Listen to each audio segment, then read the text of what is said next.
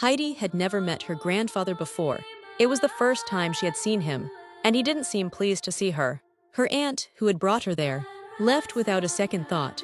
Heidi stood at the doorstep, confused and uncertain. Her grandfather, a man known in the village as a recluse, did not welcome her with open arms. Instead, he closed the door behind her, without a word.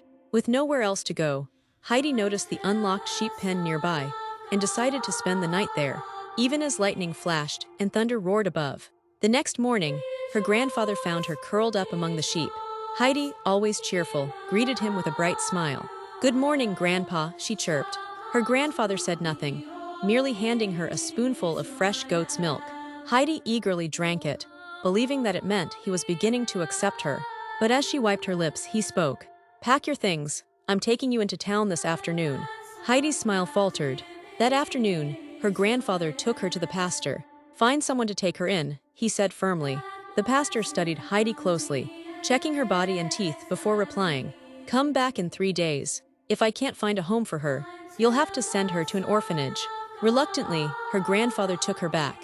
When they arrived home, Heidi hesitated at the door and asked softly, "Grandpa, can I stay here with you?" He said nothing. Heidi stepped inside and saw that the house was bare, with only a chair and a bed.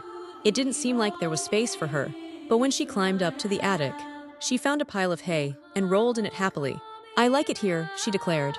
"I don't want to go to an orphanage." Her grandfather looked at her for a long moment, then turned away and quietly ate his meal. The next morning, Heidi woke to the gentle chime of sheep bells. Excited, she ran outside. Her grandfather called over Carter, the goat herder. "Watch over Heidi today," he instructed. Heidi, carrying her small red bag, eagerly followed Carter up the mountain. It was her first time climbing one, and she ran barefoot, playing among the sheep. Carter, however, had his eyes on Heidi's lunch. When she wasn't looking, he sneaked a few bites and stuffed it back in her bag. When Heidi noticed the tampered food, she turned to Carter. "Did you eat my lunch?" she asked. Carter shook his head quickly. "No, the sheep must have gotten into it." Just then, 2 sheep began to fight.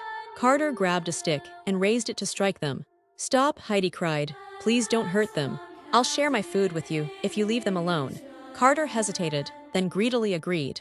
"Fine, but don't tell your grandfather." Heidi blinked. "Why not?" Carter smirked. "Haven't you heard?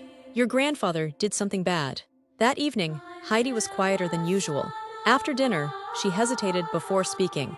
"Grandpa, Carter said you did something bad." Her grandfather looked at her, his face unreadable. "What do you believe? Heidi, do you trust your heart, or do you trust gossip?" Heidi thought for a moment, then suddenly ran to her grandfather and wrapped her small arms around him. "I trust you." Her grandfather stiffened, caught off guard by the embrace. But slowly, something in him softened. Heidi's warmth had begun to melt the ice around his heart. "The title is Heidi,"